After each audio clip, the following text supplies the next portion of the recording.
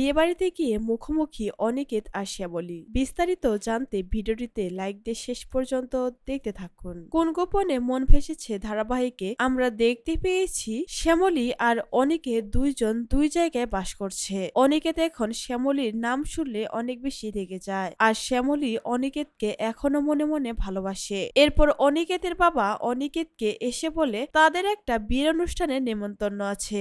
এরপর অনিকেত বলে আমি কোথাও যেতে পারবো না। তখন অনিকেতের বাবা অনিকেতকে জোর করে বিয়ের অনুষ্ঠানে নিয়ে যায়। অন্যদিকে সেই বাড়িতে শ্যামলীর দিম্মারও নেমন্তন্ন থাকে, আর সেখানে বাধ্য হয়ে শ্যামলীকেও যেতে হয়। শ্যামলী আর অনিকেত সেই বিয়ের অনুষ্ঠানে পৌঁছে যায়। এরপর শ্যামলী যখন সেখানে দাঁড়িয়েছিল অনিকেতের হঠাৎ করে চোখ পড়ে শ্যামলীর ওপর।